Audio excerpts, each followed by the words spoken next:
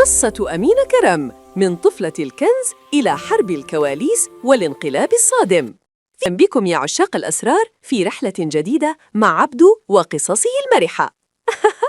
اليوم سنشغل آلة الزمن ونعود إلى الوراء ويو ويو ويو إلى العصر الذهبي لقناة طيور الجنة. هل تتذكرون تلك الأيام؟ الألوان، الأناشيد والوجوه البريئة؟ لكن مهلاً، هل تعلمون أن خلف تلك الابتسامات المشرقة كانت تدور حرباً باردة؟ نعم، اليوم سنفتح ملف أمينة كرم. الفصل الأول: سندريلا المغرب والكنز المفقود. في عام 2013 ظهرت فتاة مغربية بصوت ملائكي في برنامج صوتك كنز.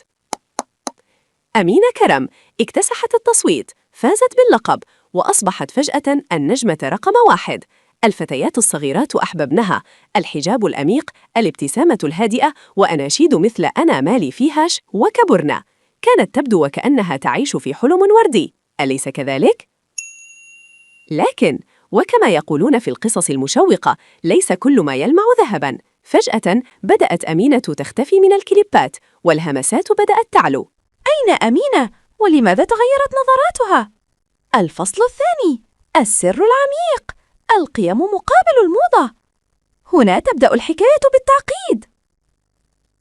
خرج مدير القناة السيد خالد مقداد بتصريح ناري، قال بما معناه: نحن قناة قيم ومبادئ، وأمينة اختارت طريقاً آخر، طريق الموضة والفاشن الذي لا يناسبنا. أمينة لم تصمت طويلاً، خرجت في فيديوهات اللايف، بث مباشر، فجرت فيها مفاجأة من العيار الثقيل، قلبت الطاولة على الجميع. لم يكن الأمر مجرد خلاف على الملابس، بل كان إهانة شخصية. أمينة اتهمت زوجة مدير القناة مروة حماد بمعاملتها معاملة قاسية جدا، والقصة التي روتها جعلت شعر الرأس يقف. قالت أمينة إنها في إحدى المرات، وبينما كانت الفتيات يغيرن ملابسهن في الكواليس، قامت مروة حماد بفتح الباب، أو أمرت بفتحه، وقالت بصوت عال أمام العمال والموظفين: اللي بده يتفرج يجي يتفرج، في إشارة لإذلال الفتيات. واو! تخيلوا الموقف، نجمة محبوبة تتعرض لهذا النوع من الضغط النفسي؟ أمينة قالت إنها تعرضت للتنمر هي وفتيات المغرب، وأنها أجبرت على الخروج ليس لأنها تريد الموضة فقط، بل لأنها لم تعد تحتمل الإهانات. وماذا حدث بعد ذلك؟ أمينة كرم خلعت الحجاب نهائياً، تحولت إلى فاشونيستا ومؤثرة على إنستغرام، وغيرت شكلها تماماً. كانها تقول: هذه أنا الجديدة، شئتم أم أبيتم. الحرب الكلامية هدأت قليلاً، لكن الجرح لم يندمل.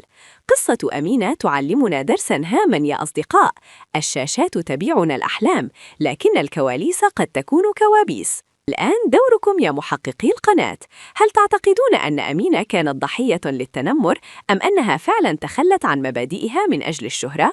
اكتبوا رأيكم في التعليقات، ولا تنسوا: الحقيقة دائماً لها وجهان. إلى اللقاء في لغز جديد.